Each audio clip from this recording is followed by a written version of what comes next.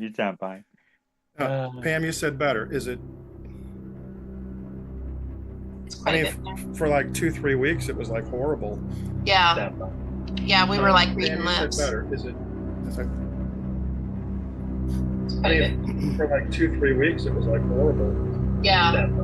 Yeah, we were like reading lips. What's going on here? Where's the music coming from? Yes, Lord, I've been good. Shah. Yeah. It isn't me. What's going on here? Where's the music coming from? It is me. Lord, I've been good. Shah. Yeah. It isn't me. What's going on here? Where's the We're even music? on delay. Yeah, Are we live already? better not be. Okay, I don't have anything else turned on. Ken, I think it's your spirit box. We're ready? Well, it could be. Your spirit box. That's in the bag right there. See the red bag? Yeah, I see that. It's in there. I don't hear it yet, but it's gone on by itself several times. That's in the bag right there. See the red bag? Yeah, I see that. It's in there. I don't hear it. What is yet, going but it's gone on? on by itself. It's in the bag right there. See the red bag? Oh my God. Okay, I'm out of here. That's what I say.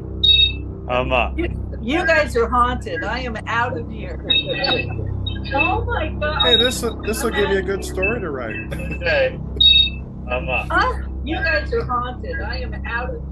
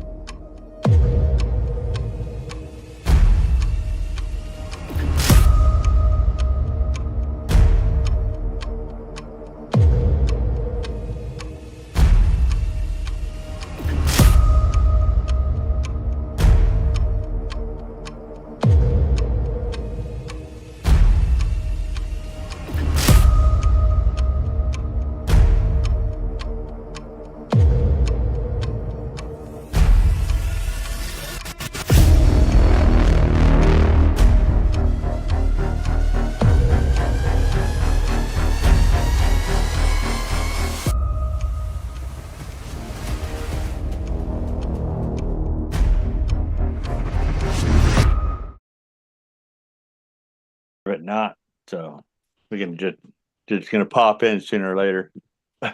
Yeah, we always have fun. It's 5, 4, 3. We usually One. usually Shauna's on with us at the time. She's able to kind of tell us that, but we're always like, she starts to count down. Oh, wait a minute. Yeah, well, we're live, and so yeah. And we're here. We're live. Good evening, everybody. We're live finally. But No, we're 5, not. 4, 3, 2, 1. Hello, everybody. Yeah. One time we got introduced like 3 times. But that's all right. That way everybody knows who we are. Almost there. Okay. And now we have the thing going. So What? So Did you just see Shaw pop in? She waved. yeah. So that's right. That's right. So So we're not. We're on. We're live. Yeah, we're live. Not yet. Yes. Yeah, I'm looking at us. Yeah, you're looking at. How are you looking at us? And I'm still seeing the screen go. I'm looking at us. But you see us. Yes. How am I behind you? I don't know. This is. It's at Arkansas time zone. Do you have? Karen saying you are live. Do you have an iPhone? Hi, Karen. I do have an iPhone. Yes. So why is your iPhone? Is it an i15? It's a 13. So you got an older phone and it's faster than my new phone. Yep. That ain't cool. Hi, everybody. Welcome to A.M.O.K. Rebecca, I warned you. This is our normal start. We don't know. It's all right. Yeah, everything's gone kind of sideways because it says on the thing, it says it's K's turn, which is not, it's M's turn, but it did get the guess right. It does say, Ms. oh no, PITTMAN. it says K. Does We're here. it say K? It doesn't matter. It's Oh, it M. does Right. say Hey, I ordered pizza during this, so we're fine. Oh, awesome.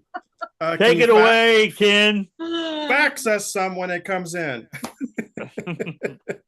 Hey, welcome everybody. We finally are live, I believe, for like the last 5 minutes. But anyway, welcome to A.M.O.K. And this week I get to run the show with everybody else's help, of course. Thank you, Shaw, in the background. But this week's guest is Rebecca PITTMAN. Rebecca is an author. She is an artist. She's an investigator, a mom, a wife, and my friend. And now our friend and the world's friend. So the world's friend. Rebecca, welcome. Welcome to Welcome. the world of A.M.O.K. Thank you. Hey, you guys live up to your title. Well, yeah. We try. strive. We strive for that. You know how long Yeah, we have I've to never been practice called the world's friend. I know. That's I know all. it's hard to believe, but we've had no professional training. Oh, wow. That is impressive. But we do practice this A.M.O.K.ness every week, you know, several times. And usually it's live when we're practicing. But anyway, welcome to the show. Thank you. I guess I'm just going to jump right on in here. And I think I warned you a little bit ago that we're going to go to the Wayback Machine. The Wayback Machine, what was that? Sherman and Peabody. I read a few things, and I believe your whole career and almost everything that has evolved around it began around the time you were 5. Is that correct?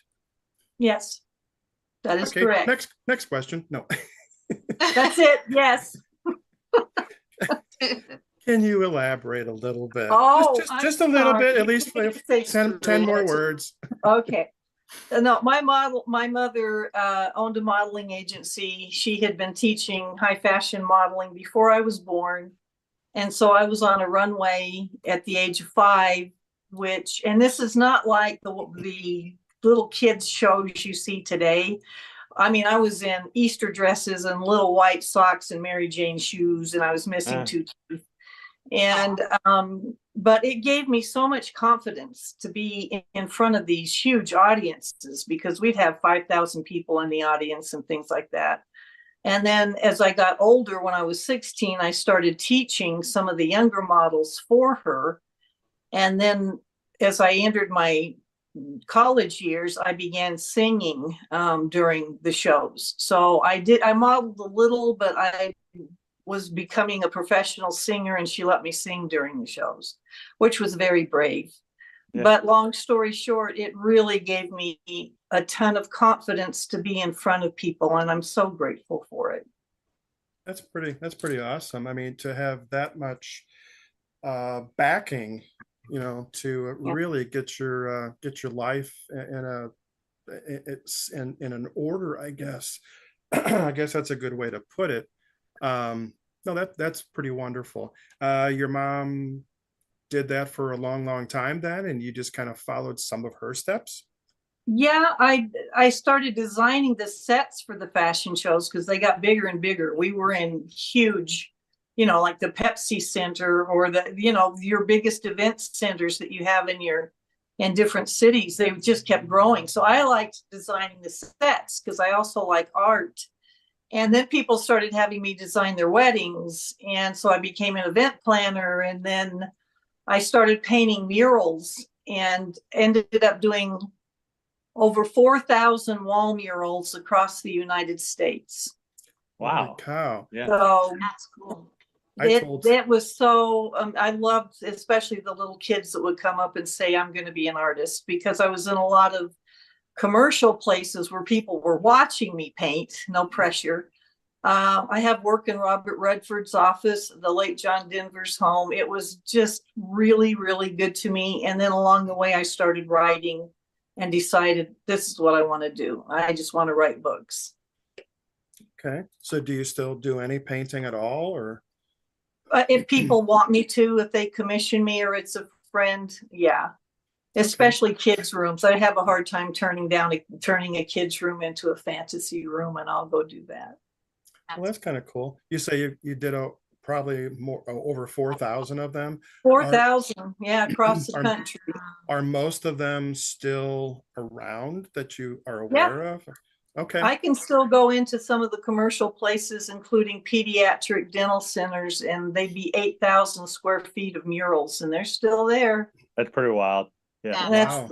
Yeah, but you had to paint them while listening to kids get their teeth pulled and screaming. Oh. So you didn't have headphones at the time or anything that you could? No. I just screamed back at him. I'd be sitting in the hallway painting, and these little kids would be coming and going, and the one picked up my sandwich and took a bite out of it and set it back down. Oh my goodness. And I'm looking at it like, okay, what do I do with the rest of this? Yeah. So was it a good impression? No shame, so. Was it a good impression for the dentist though? Oh, it was on his way out. Oh, never mind. Yeah. Well, at least the teeth were clean. No, I've been very blessed. My mom, anything I wanted to do, she supported me, and I miss her tremendously. She passed away in 2008 and was still teaching modeling at 85. Wow. Oh, gosh, that's awesome. I miss her every day. Wow, that is amazing. I need to work with models because I'm terrible at positioning. I'm a amateur photographer. I could take pictures and stuff like that, but when they're like, "Okay, pose me," I'm like, I don't know what to do. Just act natural. I'll take your picture. I'm terrible at it. I'm terrible. Don't laugh at me. I'm not. I was sneezing. Sorry. Okay. Yeah, but yeah, that's really, it's funny because I'm an X-ray tech. So basically, I position people all the time, but I'm very medical with it. So it's very, AP, oblique, lateral. And so when I'm trying to pose somebody artistically, I just don't have that. I know what looks good, but I can't make it look good. You know what I mean? I can't do that. That's a really hard transition from what you do for a living. I don't think I could figure that out. Well, see, X-ray makes my money. Photography is just for fun. I'll never make money with photography. So, but never say never. Well, that's true. It's true. But I enjoy it. I do it because I like to mess with the buttons. I like to be. I'm very technical. I've got that part. I've got the technical part. I'm hard with the artistry of it. So it'll come. But I have to have more time. But I'm too busy working instead of having fun. So what if you took a picture of the models with a super special X-ray camera and then showed them how their posture could be better based on their spinal cord. You can Yeah. kind of blend the two. I could do that. Okay. Okay. And could be great Halloween presents too. Yeah. That's what I tell people all the time. I tell them that they're ready for Halloween because they got skeletons inside them. So, And they're like, "Oh, prove it." boo. Well, I Oh, my- appreciate the very nice introduction. My head's this big now, so Oh, I was going to say we can't see you on the screen anymore. No, kidding. that's funny. Kidding. Let's see. So you went into writing. Mhm. Was that more, did you say high school, college before that? After that? No, more I was recent? in my 20s. I was in my 20s. Okay, so The college first- plus. Yeah, 1993, I think, was my first book. And because I painted all those murals, I wrote how to create a faux painting or mural business. And it was the only book out on how to do it as a business. And it did really well. And so the publisher came back and said, "What else you got?" And at that point, at that time, scrapbooking was huge. So Right. the next book was Scrapbooking for Profit. And then I found the Stanley Hotel and never looked back. I just wanted to do paranormal.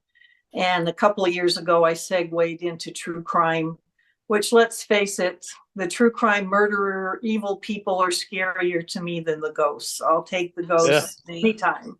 Yeah. So Absolutely. you went from how-to books to paranormal. So Yeah. So how did that happen? You said you went to the Stanley Hotel and then Yeah, there wasn't a book. There wasn't a comprehensive book at the hotel. And in this hotel was built by F.O. Stanley, who he and his twin created the Stanley Steamer motor car. It's the hotel that inspired Stephen King to write The Shining, and there wasn't a book. So I asked the owner, "Can I write a book?" Because I like doing the research even more than the ghost part. And it was well known for paranormal, and they gave me permission, and I wrote the book. And while I'm writing the book, someone said, "Have you heard of the Myrtles Plantation?" Then my sister, who was living in St. Louis, said, "Beck, you got to go check out Limp Mansion." And Ken's very familiar with how much I love that place, and I know how often he's there. And then Wow. somebody said, "Well, what about Lizzie Borden? What about Salem? What about," and it just snowballed, right? So, but then in St. Louis, you guys are famous for Pam Hupp, the serial killer out there. And my friend Patty, who I had met while I was out doing limp research, said, "Have you heard of this crazy story out here about Pam Hupp?" I went, "No." And when I looked at it, I went, "Oh, I got to do this." I mean, I've never seen a story like that. But then along came Alex Murdaugh in South Carolina, and those two deserve each other. They should be together. So, No kidding. but that's the end of my stories. I have 4 sons, 9 grandkids that I adore, and I love writing. I love being able to follow my passion with that. My next book I'm starting right now is a novel called When Shadows Walk, because I have been dying to do a murder mystery with a supernatural bent. So I'm stepping away from nonfiction for a minute and trying my hand at a novel. oh, Very cool. That sounds exciting. Didn't you write another I don't want to say an adolescent book, something Yes. about TJ Fennel or Good something like that? job. Yeah, that was Something the like that? only book I've written that was fiction, and it's geared to the juvenile market. It's TJ Fennel and the Well of Ghosts. Okay. But it seemed to appeal to, just kind of like the Harry Potter market. The adults loved it too. So it seems to appeal to all ages. But yeah, but this will be my first adult tackling of a murder mystery. So Okay. my husband goes, "You could kill me and get away with it, couldn't you?" I went, "Pretty much." I've got books on poisons and all of this stuff sitting around here, and he has someone come in and taste his food before he eats it. So I have met John, correct? This is yes, correct. I have met him. Matter of fact, first time I met you was 2 years ago, a little over, oh my gosh, yeah, almost 2 years ago Yeah. at the Lemp Mansion. You had I thought it was because I think you had just gotten married, I believe, or maybe you were Mhm. going to be married soon afterwards. But anyway, I thought it was a wedding reception in St. Louis. And I get there, and yep, Patty was there, and I knew you. I was introduced to John. I didn't know anybody else. And I'm like, this doesn't look like family. And I'm like, what's going on? So I just sat there quietly, as you probably saw. I think I actually sat next to John, and I was just really quiet for a while. And all of a sudden, everybody starts talking about the Pam Hupp case. And it wasn't until almost we're finished with dinner, and I finally realized who these people were. And it was amazing. We had uh, district attorneys, we had case directors, we had prosecuting attorneys, we had everybody that was affiliated with the case. And I'm like, holy crap, this is awesome. And so afterwards, I got a spirit box out, which we always jokingly, because I always have it with me down there, and you asked me to bring it. So I Yep. popped that out over in the main the main banquet room, and nobody was kind of in there at first. And I was starting to tap into, I think it was Elsa and Edwin. And then some of your friends came in, everybody was sitting there, then you came in, and I think it was the DA, I can't remember his name. He started asking questions, and the whole mood on out of the spirit box turned to people involved in the case. Exactly. I Was it noticed that. the victim, wasn't it? What I forget. Betsy, Well, yeah, Betsy. They talked about Betsy, and they talked about Louis Gumpenberger. Lewis. Yeah, I was going to say Lewis, and they were asking questions, and they were getting direct answers Yeah. from these people who had been murdered, correct? Yes. And the cool thing is that he would ask a question, almost like a cross-examination, in court, and the two or three voices would pop up, and somebody else in the room would go, "That's right. That's right. Oh my God, that's right." It was like, it was the most amazing, one of the most amazing sessions I had been involved with. And I think there was just so much energy that your friends brought to that atmosphere, and the spirits that were involved picked up and came through for us. They were blown away. They still talk about it. They'd never seen a spirit box or had anything to do with it. The reason we had the dinner was we had all just been on St. Louis Live. We were invited to be on the show, and Okay.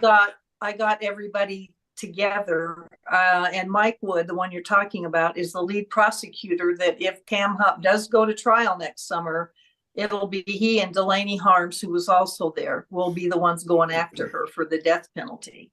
And Wow. then some of the policemen that were there, including the one that arrested Pam for Lewis's murder, was at the dinner. The lead detective, Bill Wilcox, who's still working on it and listening to all her jailhouse phone calls. So yeah, what a group. I mean, it is the highlight of my career to be with all of those men, film that show, and then have dinner. And Limp was my first choice. I said, I wanted to take everybody out to dinner after. And I knew their giant buffet and the atmosphere. And a lot of them had never been there, even though they live in the suburbs around there. And they still talk about that place. It was one of those evenings that was just perfect. And you added to it so much. They've never experienced anything like that, Ken. And yeah, the answers coming out of that box, everybody's jaw was hanging open. Yeah, I think they asked one question to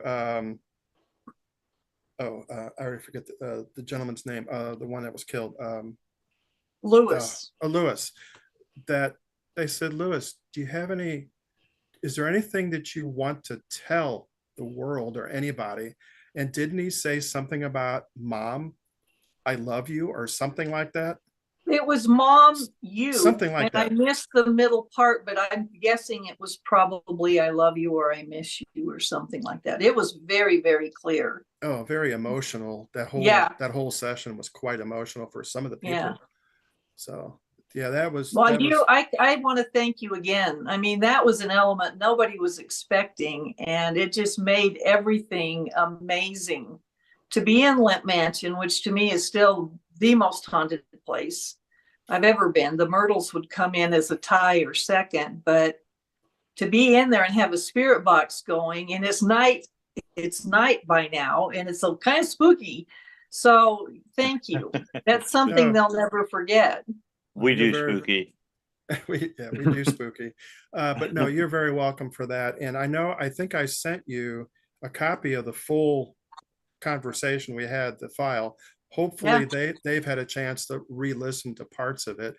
And I know they're probably not going to be able to pull some of that into evidence, but it really bolstered, their thinking as far as what was kind of going on, which I thought was it was an amazing, magical scene.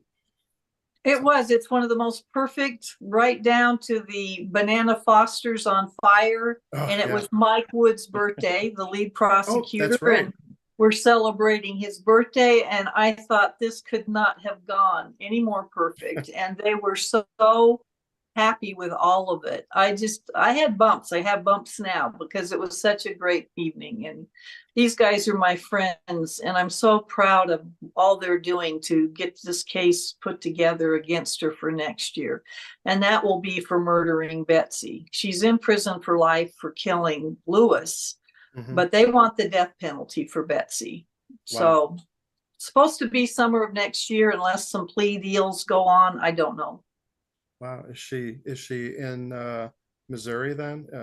Chillicothe prison. Chillicothe. Okay. Correctional. Yeah. Yeah. Wow. Okay. Yeah, because I know if they do get the death penalty, we have the I don't know what they have anymore. There used to be the gas chamber. That's at the old oh gosh, the Terror Behind the Walls area up at Jefferson City. Oh, really? The Missouri State Penitentiary. Yeah, matter of fact, I think we're all planning on going to spend some investigating time in that place in September, mid-September, I believe it is. Looking forward to that. That's gonna be fun. Yeah. That would be amazing. I've always thought of offering my services for a death penalty and sing to them until they screamed and died. But nobody will pay me for that. So I let it go. I don't want to. Okay, I'm not even going to comment on that one. Stop. No, my husband said you're a good singer, aren't you? Didn't you say you used to sing? I'm passing on that. So my husband said the cruelest thing. He said the cruelest thing you could do is watch somebody watch all of Barbara Streisand's movies back to back to back. I said that's not nice. That'd be a terrible thing to do to someone. Just in case anybody's interested, I had to Google it. And in Missouri, it's either lethal gas or lethal injection. Wow. One or the other. Yeah, at the Missouri State Pen, okay, which is the old one. Since we're being morbid, we'll go haunted. There we go. I'm sorry, we'll go morbid. Okay. Which would I would rather have the gas chamber. If you had to die, which of the other methods would you rather have? If it was me personally, probably that they do in prison. Yeah, probably lethal. Would you really? Because they knock you out first. Yeah. They do? Yeah. Yes. Oh, I didn't know that. I didn't think they did that. No, that they do it nice, and they just put you to sleep first, and then they really put you to sleep. So yeah. Wow. No, I'd be afraid something would go wrong. We'd hate for them people to suffer. So. And it does go wrong sometimes. Yeah, right. Well, I remember sitting in. Go ahead, Rebecca. Anything but the electric chair. Some of those went horribly wrong, and we won't go Yeah. into that. But Yeah. Yes, they do. And so did the hangings too. the hangings, yeah. Yeah. Isn't this a fun show? It is. I mean, and Sha, I hope you're listening in the background because doesn't Sha do a crime show also? She does. She does a true Yeah. crime podcast. So she's going to have to listen to this one several times. Yeah. This is great. But we're talking about, death penalty and all that. I've been to the Missouri State Pen on investigations. This will probably be my 9th or 10th one over the past 10 years or so. It's an awesome place. Very, very active. Death row, my buddy and I have seen, there's supposedly a 7-foot guard who used to work there. And 7 foot. What's that? He was 7 foot? 7 foot tall, Wow. big guy. And he would walk his German Shepherd along just to patrol every night or most every night. And we ran into the shadow figure of that 7-foot figure about 2 years ago. Wow. He kind of chased my buddy down the row. We're at the very end, set up with our stuff. And he goes, "Thanks a lot, Ron Miller." And I'm like, "Oh God, what did I do now?" He goes, "There's this giant chasing me down the hall." He wasn't running, but he walked quickly.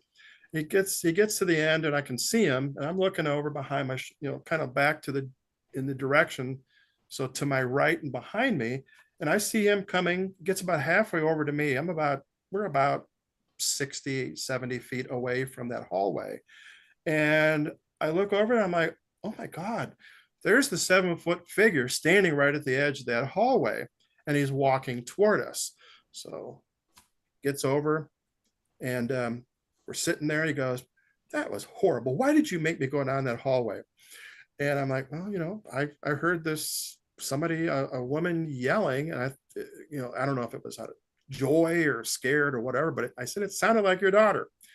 So he went down to check it out. And of course, he Wow. gets greeted by this 7-foot figure. So he goes, "Well, what are you going to do?" And I said, "Yeah, I saw the guy, and all of a sudden I feel the guy. He's right behind me. He's like right here." Ew. And I could sense him. This whole side is ice cold. And I went, and he goes, using little short hand gestures, by his chest, his little finger going. Yeah. Yeah. So I'm like, "Yeah, he's right there, isn't he?" He goes, "What are we going to do?" Ew. I said, "Just grab all your stuff. I don't care. Just put it in the buckets we've got. I don't care where it goes. Just put it in the bucket. And we're going to go that way." That way. We went around the other way. And Heavens, he's right behind you. I know, heavens to Murgatroyd, stage left, Exit. But we get around the corner. We sitting on the main steps. This is like 4 o'clock in the morning. We're all just beat, tired.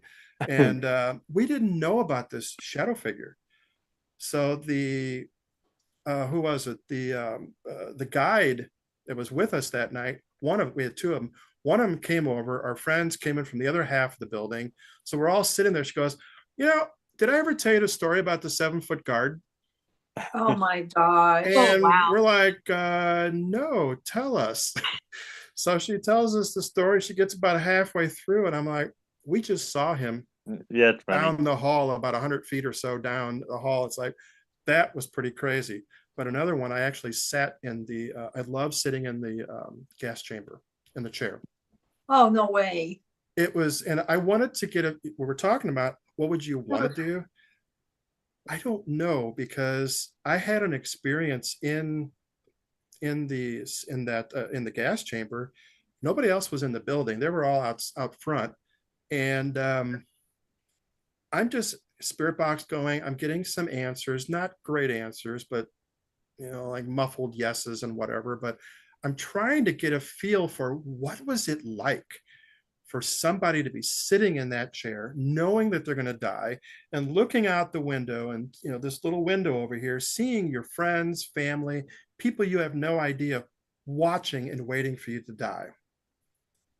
And I must have been in there for about, I don't know, 15 minutes or so, just getting some answers. All of a sudden, I started feeling a little tightening up here. And I'm like, I think it's time for me to go.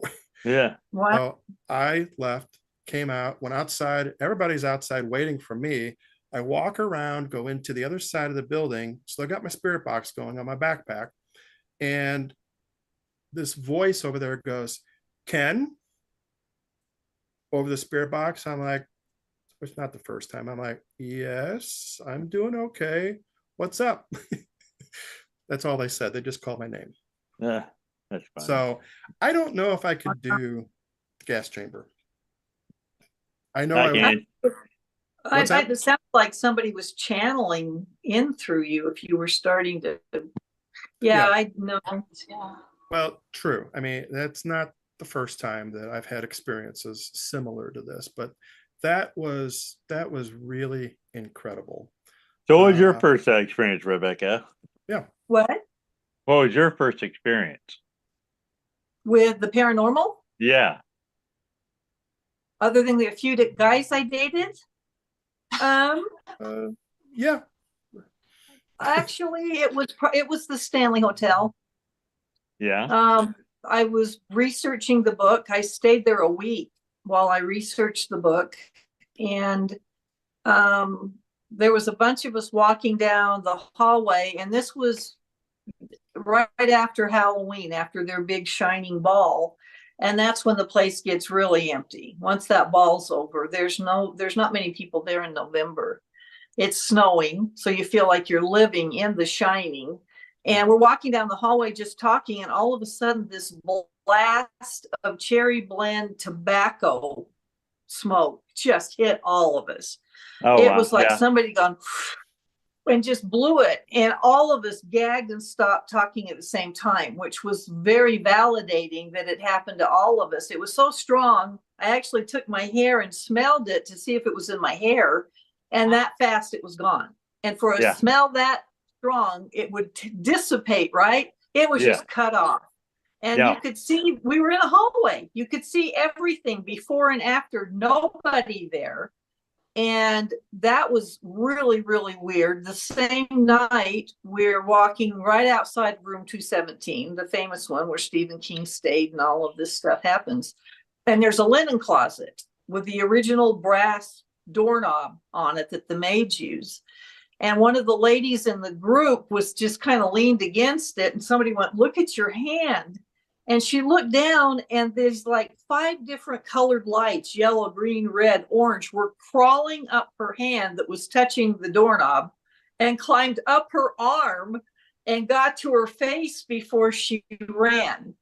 And so 2 of the guys on the team were paranormal investigators that wanted to debunk it. And they're looking around, and all we have are white ceiling lights. There's no colored lights anywhere. So one of the other guys stepped over, put his hand on the doorknob, and it did the same thing. And that's really weird to watch it climbing up your body. And there was just a lot of stuff that was going on, and things you couldn't dispute because you got witnesses, which was really nice to have all these people. What'd he do when the light started climbing up his arm? Freaked out. I would too, honestly. Yeah. Yeah. It's like, But I'd stay there.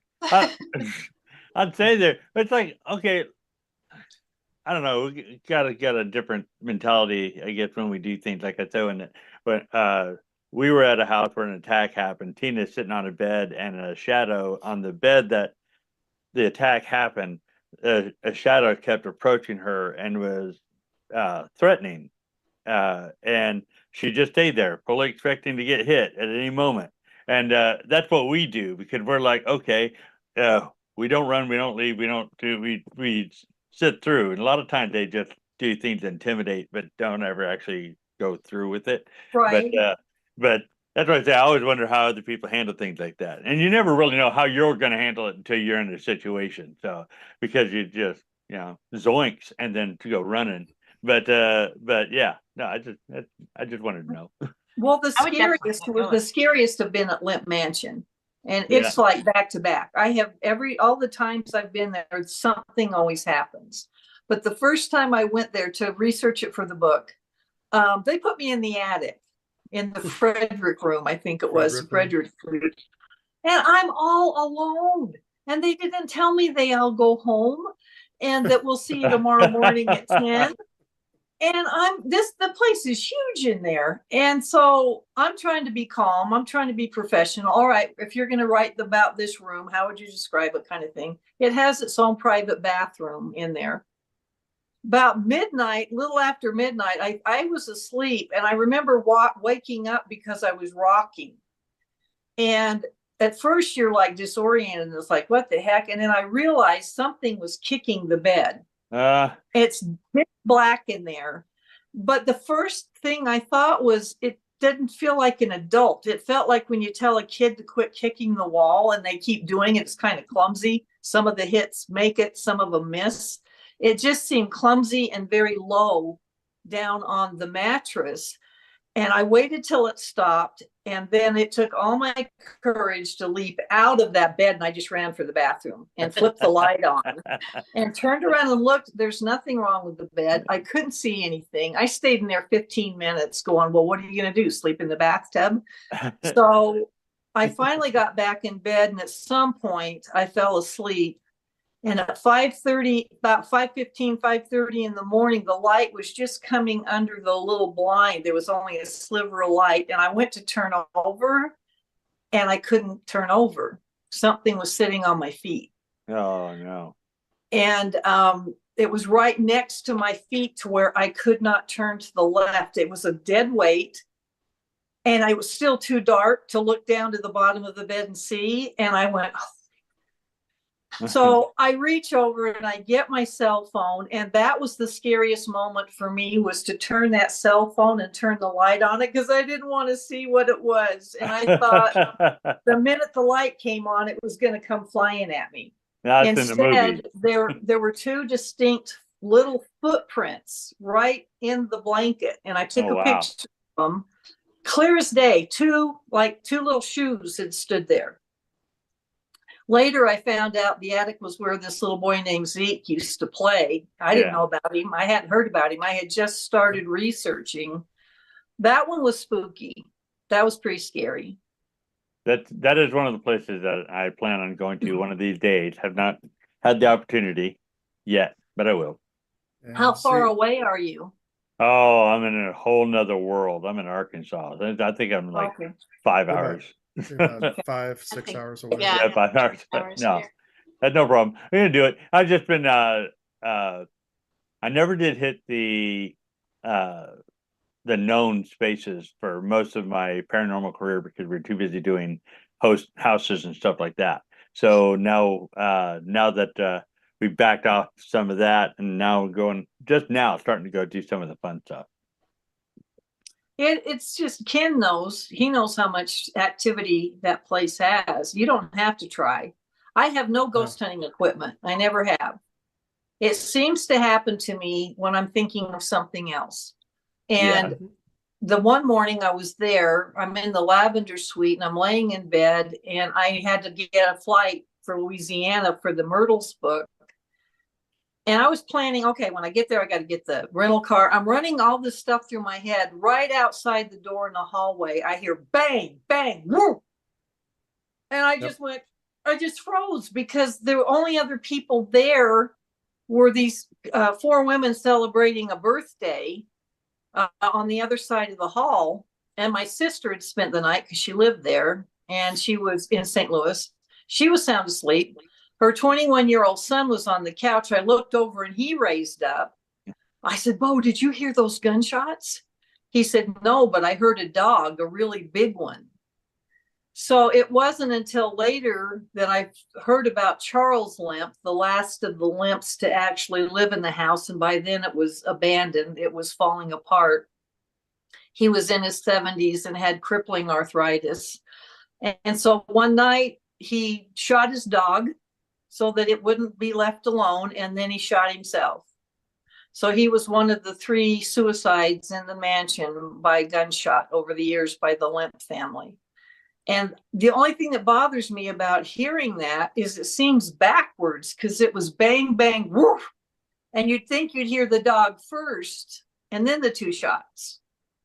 And I don't know if that, to me, it's a residual loop that the house was playing, and maybe it was backwards, or it was a clue to something else, because the lavender suite is where William Limp Sr., the father, shot himself.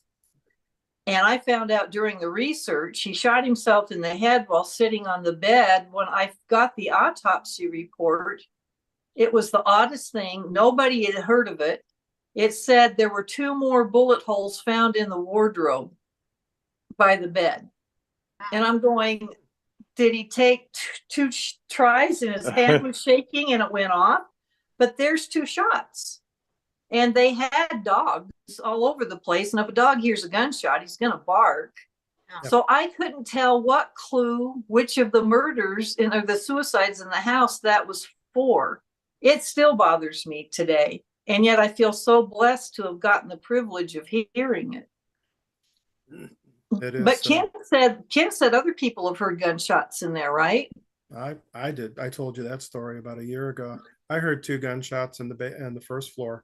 One came from, I was sleeping on that little couch at the end of the stairwell. Yeah. Because all the rooms were booked on one of our overnights.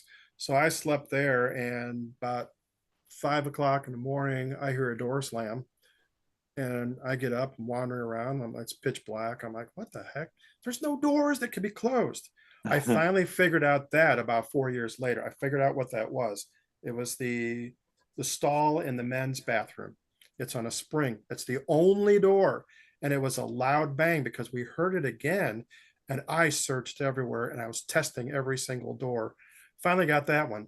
But I laid back down, fell back asleep in the chair. And I was suddenly awakened by a gunshot to my right, which would have been towards Billy's office. And I'm like, wow, that was really cool. I cannot find my recording of that though, but I'm still searching. I got a bunch of them that I haven't looked at yet. I laid back down, kind of leaned back, fell back asleep because I was dead tired. 15 minutes later, I heard another gunshot to the left in that small banquet room where I think you and I finally decided that was actually Charles Lemp's room where he committed suicide and where he died. Right. So I heard a shot from there. And then something else woke me up 15 minutes later. I'm like, screw this. I might as well just stay awake. It's now 6 o'clock. I got about 30 minutes of sleep in an hour. So within that hour, and it's pretty amazing. But I did hear you when you told me the story about the dog bark and the 2 shots upstairs. Mm-hmm. You might have been experiencing William Lemp Sr.'s suicide, most likely. Yeah. I actually heard a dog growled at me very, very loud out there. Where was the piano there when you went out in the hallway? On the second floor? Second floor, the baby grand? Yeah. Okay. Well, that wasn't there at the time that this happened. I was standing right where the bench is. Right. Giving history to tour, on a tour. And all of a sudden I hear this ferocious growl right behind me. As I just had said, to my left is where William Sr. committed suicide. To the right is supposedly where the dog was shot in the Williams suite. And scared the bejeebers out of me. I jumped, I turned around, and I turned back around after there's nothing there. I'm like a foot away from the wall, the window. I turned back around. I got about 20 people in front of me, and everybody's eyes was about, each of them are about this big in the dark. And I said, you guys want to go? No. They all scattered like bugs and headed down the hall the other direction.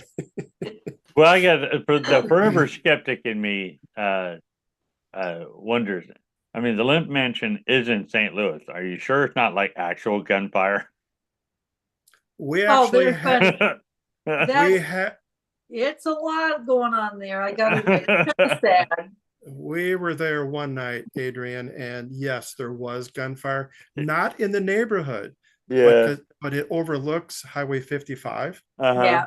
And right there at Highway 55 and Utah Street, there had been, we heard screeching of wheels and then bang, bang, bang, bang, bang. Yeah. was actually a shooting right down the hill from us, about 500 feet from us, down in in the lower area of the underneath the bridge. And it's like, holy crap. Yeah. So I'm walking around going, okay, guys, let's just kind of hang loose here. So I'm walking around, peeking out windows to see if it's okay. Yeah. And there's a whole bunch of state troopers down there, on the highway, just wandering around, lights flashing everywhere. So I understand what you're saying, but the actual block on that side, it's pretty quiet. Okay. Yeah. Pretty Well, quiet. it used to be it used to be Mansion Row. I mean, Yeah. those were the elite. Yeah. During the Gilded Age on that street. But Absolutely. well, it's funny. I was out there at Limp for a book signing last year with my husband, and this is the first time he's ever stayed in a haunted place. And he said, "I'm hoping something's going to happen because you keep saying something always is going to happen." I said, "Okay. So we're setting up for the book signing, and Patty, who owns the place, this is a different Patty Pointer. She goes, "Rebecca, why don't you go in the vault in the gift shop and bring out the books we're going to sign? If you do that for me, I've got to run up to the office." I said, "Okay." So we go in the vault, and for those who aren't familiar with it, on each of the three floors of Limp Mansion is a giant vault that the Limps kept all their furs and artwork and statuary. I mean, they spent millions on art. They were very, very wealthy. And it is like a literal bank vault. It's a big door that you turn the wheel, and this big metal thick door. And when you go in, there's no windows. There's nothing else in there but tile. And so this one on the main floor was turned into a gift shop. So we're in there, we're bent over, and we're picking up the books. Right by our feet, we hear really loud. And I stopped. I said, "That was a cat." Yep. And John went, "Well, yeah, that was a cat. There's no cat. I mean, we're right there. There's no window. There's no other way out of there. There's no cat." And so I ran out in the hallway because I didn't want to shut that vault back up and risk having a poor cat trapped in there with no air. And there's nothing. So I got on my cell phone and I called Patty. I said, "Patty, did you guys get a cat? Oh Lord, did a cat get in here?" So I told her. She goes, "Oh, that cat. No, it's okay." So it was this ghost cat, because they used to have them during the Limps time to catch the mice in the basement. That's funny. It was so loud. And it was right there. And we spent the night, and it was thunder and lightning, and he's all stoked that something spooky is going to happen. Nothing did. The next morning he goes, "All right, nothing happened." I said, "So the phantom cat was not enough." No, but because people are like, okay, did I hear that? They start to second guess anything until they see something. Because I'm guilty of that. Even still today, you start to, nah, it could have been this, could have been that. Did I hear that? Did it? Nah. So yeah, it's easy to deny if it's something you haven't seen. Exactly. He wanted a full body apparition. Don't we all? But, yeah. I've yet to see that. I've watched my earrings move down a mantle at Myrtle's plantation. I've watched other things move, but I've never seen an apparition, which would be so cool. Have you not? Okay. No. It's an amazing feeling. And I've been looking up to see if you cat. I have seen the cat. It's a black cat with white stockings, and a friend of mine actually captured a photo of it in the small banquet room up on the mantle. You can see it up there. You can see the two eyes. Oh, wow. You can see the paws hanging over the edge, and you can see right through it, but it's a darker cat, and you can see the paws are almost white. But we actually saw it in the basement one time. We heard it meowing. It's like, what the hell is that? And then it walked by a friend of mine, rubbed against her ankle. She freaked out, jumped up on the chair, just like the the cartoons where you see the people jumping up on chairs because they see a mouse or whatever, or a bug. And it's freaked her out so much that she went all the way upstairs to the Lewis room, which is next door to the Frederick room. I think you said you were on the right, but Lewis is on the left. Exactly. Yeah. Yeah, and Lewis is on the left, and she went to bed. I'm like, okay. But yeah, it freaked her out. Yeah, a group of ladies were up in the attic on the tour in flip-flops and shorts, and a phantom dog went around. They were standing in a circle listening to Betsy give the tour, and they felt the hot breath on their bare feet and the moisture like it was snorting on, and it made the rounds around their feet.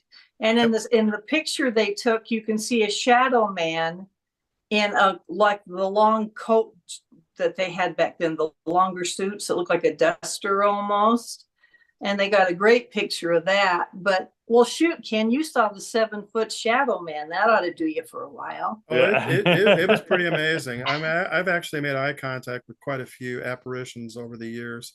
But you're talking about that shadow figure you saw, or that they saw? Yeah. The picture of it, it's in your book, Yeah. right? Yes. Okay, and that's the one with the flat hat, the Yes. flat brim hat. Another friend of mine, that was 3rd floor, right outside the Frederick room, correct?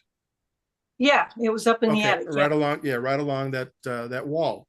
One of our overnights a couple of years ago, we were in the Charles suite. Right below that, basically kind of like right below it, but anyway, we captured a photo of that same figure leaning up against the doorway by the hallway, by the back steps. Right. And yeah, it's plain as day. There's the wide brim hat. It's the same picture, almost the same identical angle and everything that your friends caught up on the 3rd floor. Yeah, they caught the back of him. Okay. And his knees bent like he was about to walk, which is kind of spooky. But that's a crazy place. It's a crazy place. It is. I adore it there. It's funny, for as haunted as it is, I feel sad when I leave. I feel like I've come home when I go in there. And I don't know if a lot of people realize that Vincent Price stayed there several times. He was really good friends with Charles Lemp, the 3rd Lemp to commit suicide. And Vincent Price was a huge art aficionado, and he and Charles would prowl the art galleries, and Charles would drop $1 million on a painting.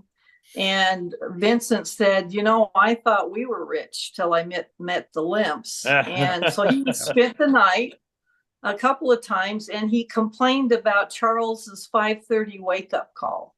Yeah. Which is interesting to me, how many things happen in that house right around 5:30, including when I heard the gunshots. You mentioned true. 5. I thought, wow, what a wake up call.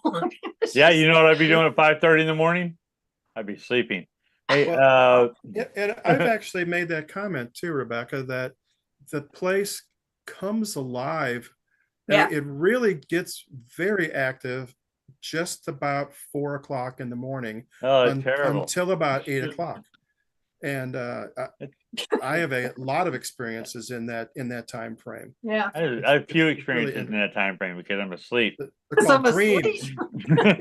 They're called dreams and nightmares. Okay, hey, we're getting really close to the end of this. So before we run out of time, before we're kicked off the show, I need to find out. You got books and stuff. How would people reach out and get books from you? Oh, that's kind of you. Well, you still want to make money, right? Yep, sure. Yeah. Just send quarters. There's 6 books in the History and Haunting series, including the History and Haunting of Lemp Mansion, which we've been talking about. You can go on Amazon and just Google or browse Rebecca F. Pittman, and all of my books will pop up. I'm starting my 17th one. And then my website is RebeccaFPittmanBooks.com. And they're all there. And thank you. That's very nice. Well, I don't have that book, and I think I'm going to have it, at least because I am planning on going to Lemp sometime soon before I retire. And and I'm going to have to read up on it. And if you've done all the research, why should I do it? Oh, well, that's how I look at it. I really enjoyed this. You guys are wonderful. I hope you have me again. Well, I'm sure we got more to talk about. We intend to. All right, save me some spooky stuff. All right. Well, when it does end, we still got about 5 minutes, but when it does end, stick around for a little bit. We'll kind of wrap up things with you personally off air. But I know you're still working on the Alex Murdaugh book, right? No, it's out. Is Oh, it, is it? okay, but the trial the trial finished last year, or is that Yeah, just about this time, like March 3rd is when he got sentenced. okay? But The trial ran 6 weeks starting the end of January of last year, and then my book came out May of last year. And that one's 703 pages. I say that it doubles as a burglar weapon and doorstop. It is a big book, but it's packed with photographs and a lot of amazing interviews that people were kind enough to give me, not just about Alex, but Stephen Smith's death and Gloria Satterfield's death, which are all connected supposedly to the Murdaughs. wow. Yeah, I was going to make a comment about, I think your shortest book was only a couple hundred pages, right? Everything else is about at least 500 to 700 and something. That's not fair, but almost true. There's three really big ones. But you know what? I did read, well, when I first got it, probably 4 years ago or so, the Lemp book, The Haunting of the Lemp. That's a big book, but it didn't take long to get through it. Oh, and that's what I want to ask you. Your style, when you do that, you really get into the family lifestyles, and you talk about that, and almost, if I remember correctly, it's been a while since I've read it, but you get into dialogue, you know, between members of the family and what they might be thinking. So it was more than just a ghost story, and way more than that, because it was more of a history, and it was more of a, what did the family think while they were living there, you know, who was born when and all this kind of stuff, because there were only two of the kids were born in that building. Correct. And that was Edwin and Elsa. Yeah. They're very kind. I want the books to breathe. I want people to feel like they're there. It took me 5 years to research and write Lizzie Borden. I had to read 5,000 pages of trial transcripts and coroner's reports. And I didn't want a dry book.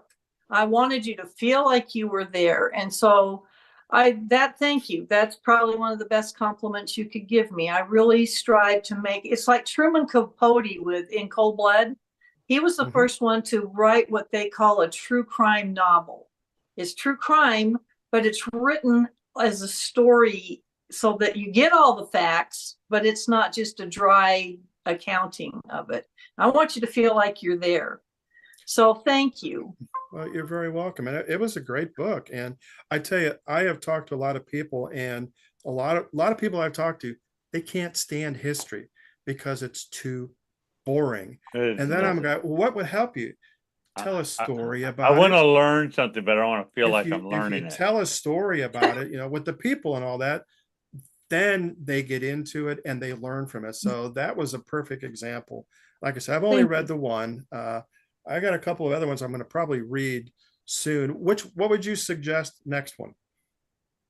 Have you read Lizzie? I have not. Lizzie or the Myrtles, I think you'd really like. I'm very proud of the Salem witch trials too. Again, it was written like you're there.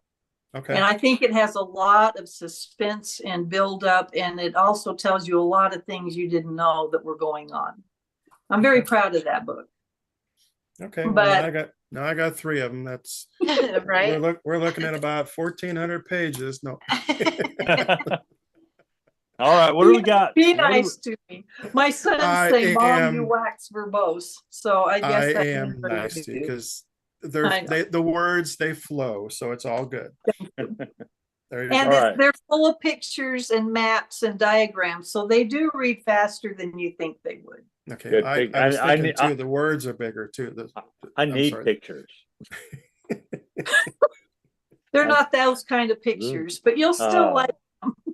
It comes with crayons, Adrian. All right. Speaking my language now. All right, what do we got? What do we got next week? It's supposed to be Shauna, but Shauna's still going to play hooky. So we're kind of we're all Shauna. Well, she's actually already gotten Oklahoma author Jeff Provine. He'll be here. He's written a lot of paranormal books. He's an author as well. Does he have pictures in his books? I'm not 100% sure.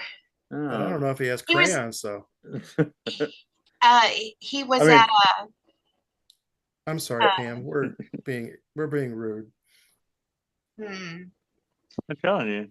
he was at the Paracon.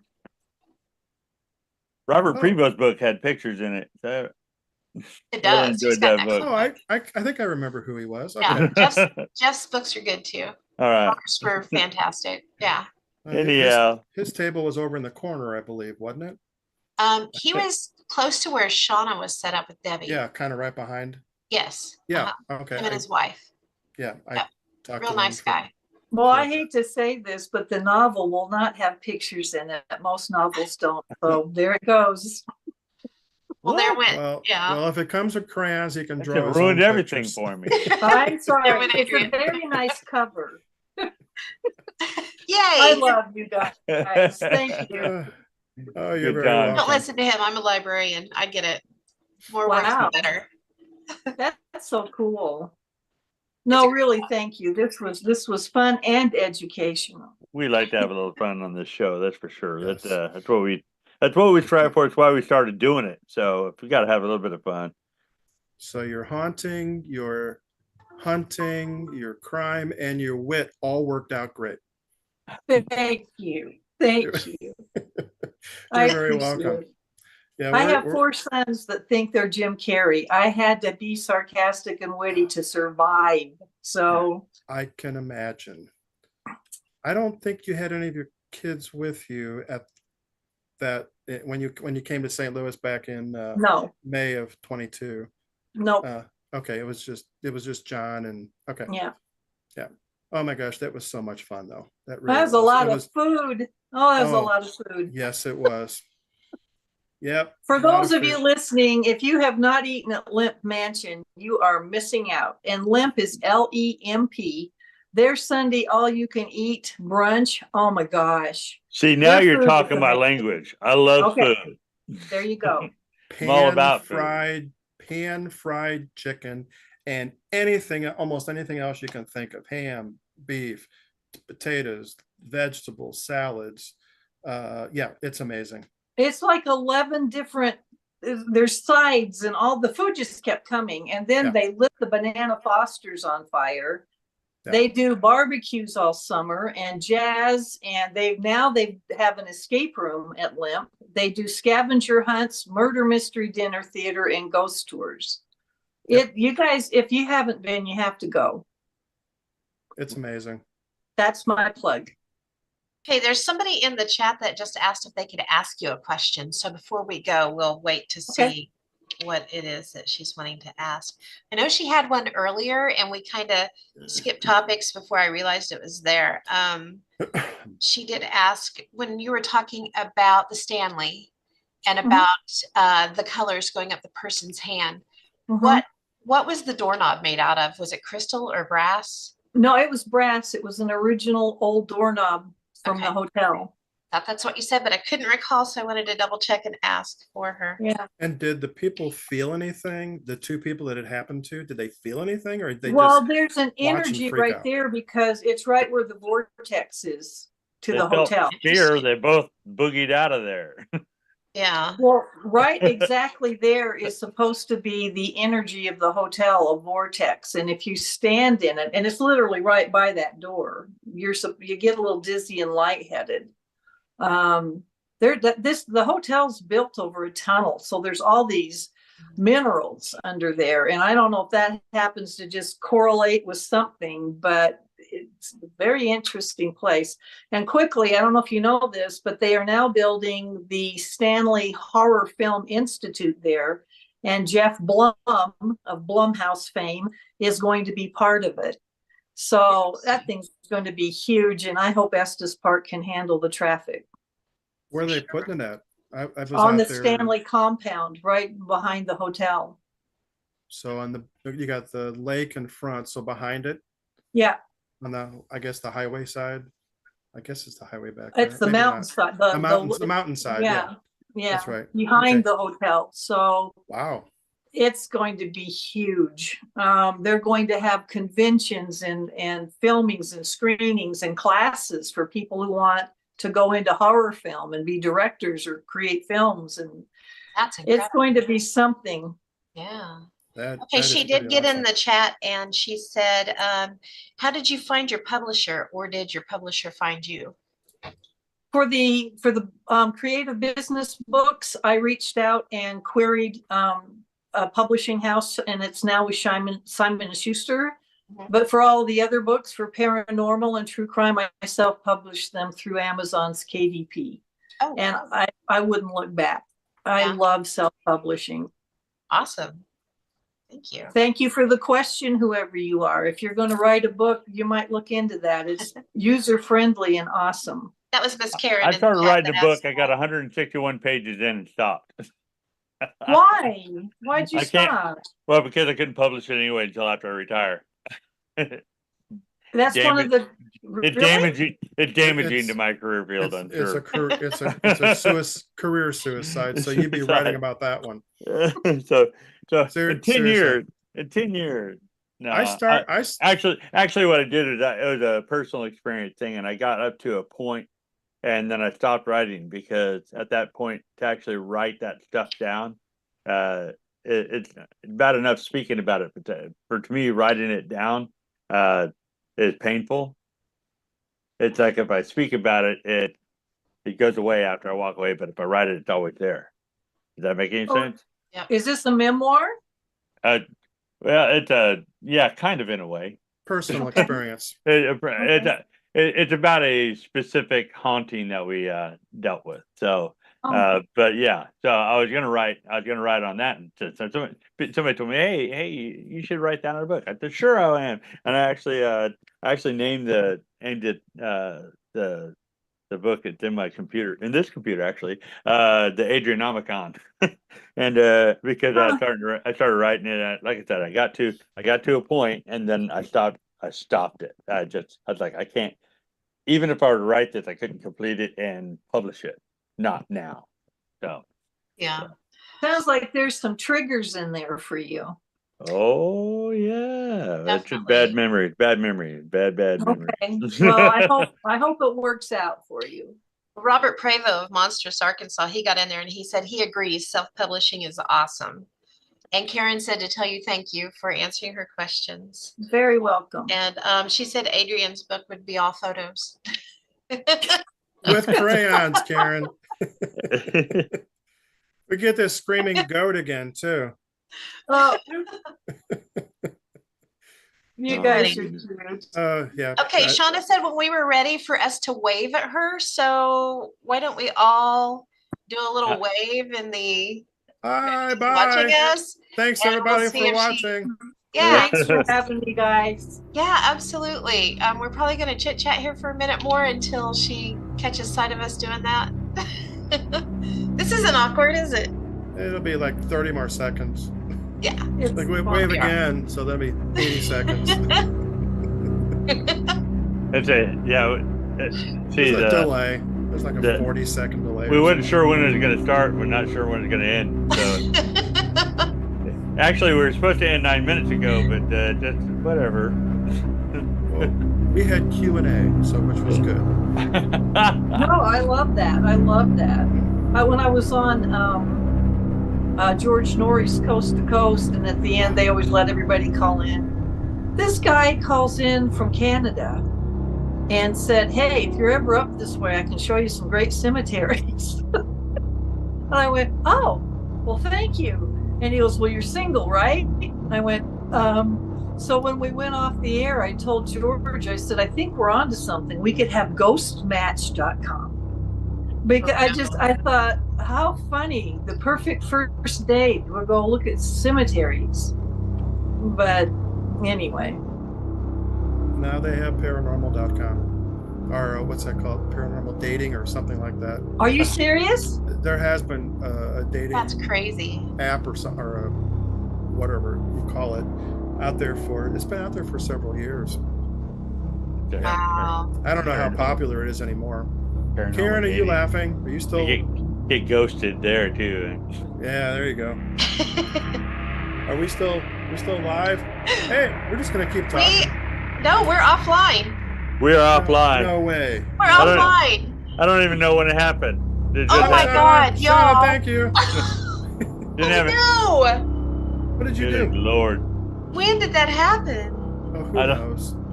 We didn't get I a don't know. wave back though. Probably when we waved. Is that when it was?